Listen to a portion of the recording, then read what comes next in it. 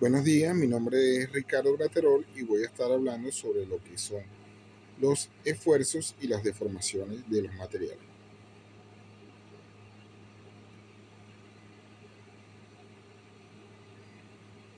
En el ámbito de la ingeniería y la ciencia de materiales, el estudio del esfuerzo y la deformación es fundamental para garantizar la seguridad y eficiencia de los componentes. Todo material, al ser sometido a cargas externas, experimenta fuerzas internas, esfuerzos que intentan mantener su cohesión, lo que a su vez provoca cambios geométricos, que es lo que conocemos como las deformaciones. Comprender esta relación no solo permite diseñar piezas más resistentes, sino también predecir fallas catastróficas y establecer protocolos de mantenimiento que prolonguen la vida útil de los activos industriales y civiles. Existen distintos tipos de esfuerzo. El esfuerzo se define técnicamente como la intensidad de las fuerzas internas que actúan sobre un área determinada. Los principales tipos son esfuerzo de tracción. Ese es el esfuerzo que ocurre cuando fuerzas opuestas tratan de estirar el material, alargarlo o formar un tipo de cuello, una reducción de la sección antes de la rotura. Tracción, deformación y luego ocurre el rompimiento del material. El esfuerzo de compresión es un esfuerzo totalmente contrario al de tracción. Trata más bien de fuerzas que van hacia adentro, que tratan de aplastar, de comprimir el material. El esfuerzo cortante se produce cuando las fuerzas actúan tangencialmente a la sección transversal, como si intentaran deslizar una capa de átomos sobre otra. Se observa comúnmente en pernos, remaches y soldaduras.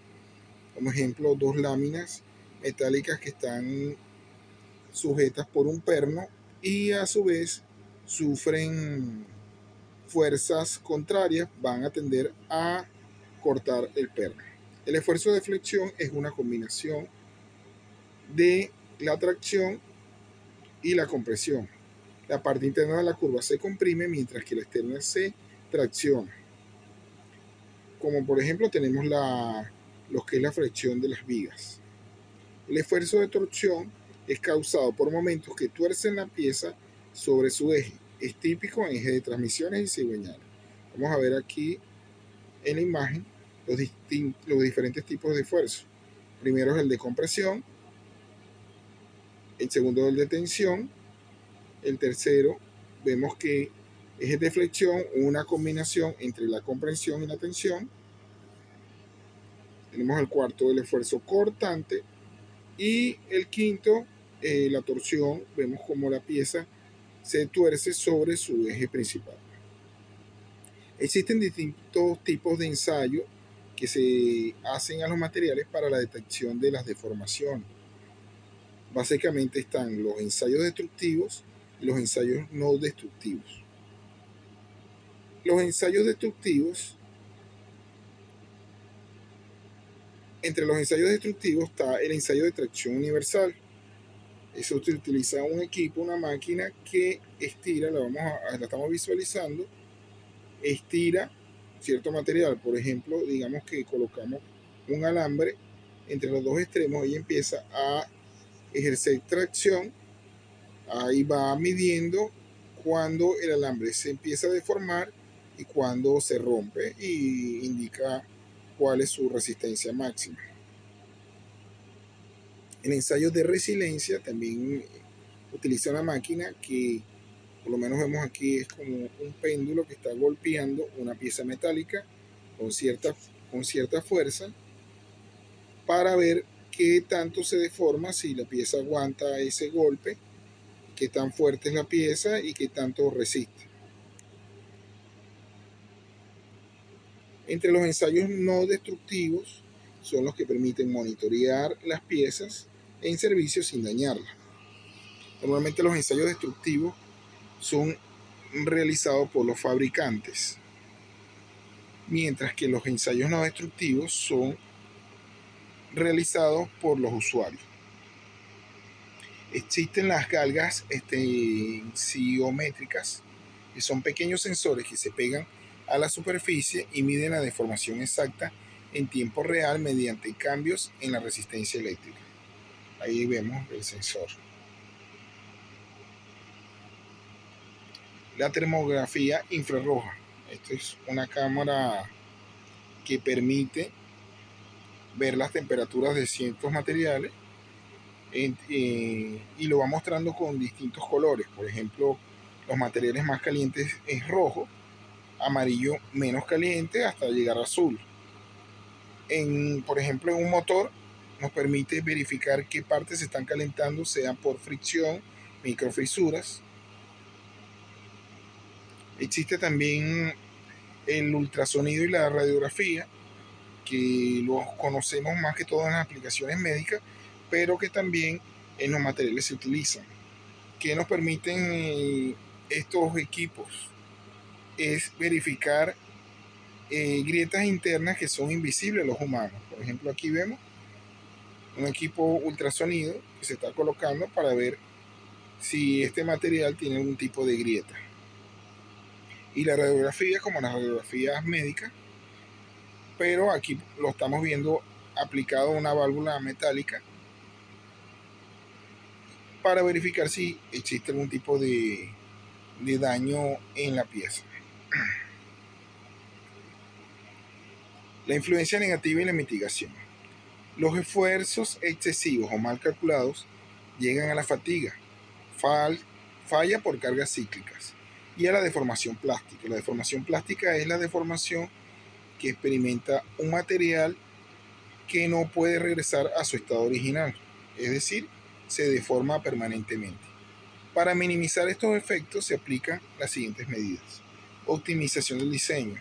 Esto es una reingeniería. Si estamos con un tipo de equipo o material que vemos que se daña en ciertos lugares, se hace una reingeniería, se verifica por qué se está dañando y cómo podemos modificar ese diseño para que funcione mejor. Tratamientos superficiales. Introduce esfuerzos de compresión superficiales que ayudan a contrarrestar las grietas de tracción. También existe lo que son la selección de materiales. Por ejemplo, en ambientes corrosivos podemos utilizar otro tipo de materiales. Seleccionamos, por ejemplo, acero inoxidable para que no aguante la corrosión. También se puede utilizar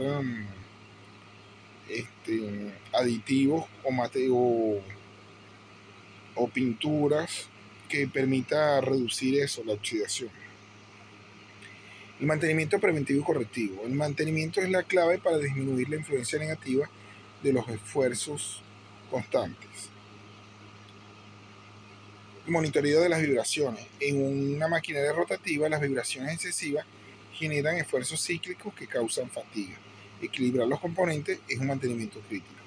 Aquí vemos un técnico que está verificando este motor si tiene algún tipo de vibración excesiva, y si lo tiene hay que hacerle un mantenimiento y ajustarlo para mitigar eso. Existe también lo que es la lubricación y el control térmico.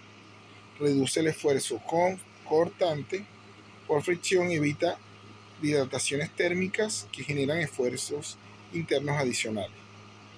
Por ejemplo, lo que es la lubricación, estamos hablando ya de lo que serían los aceites. Ciertas maquinarias no todas las maquinarias utilizan los mismos tipos de aceite, y cuando se habla del control térmico también hay unas especificaciones de la temperatura, porque ciertas máquinas, aunque utilicen el mismo tipo de aceite, tienen especificaciones de temperatura distintas. La inspección periódica. Estamos hablando de lo que es la inspección visual, las revisiones, los reportes de mantenimiento preventivo correctivo para verificar que las piezas no se estén dañando o si hay que sustituirlas o hacer algún tipo de tratamiento o verificación.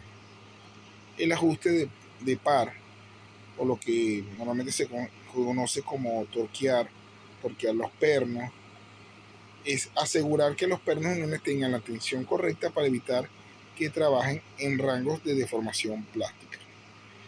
Aquí vemos un torquímetro digital. También los hay mecánicos, que son los más utilizados. Como conclusión, tenemos que el control del esfuerzo y la deformación no es una tarea estática, sino un ciclo de continuo de diseño, prueba y monitoreo.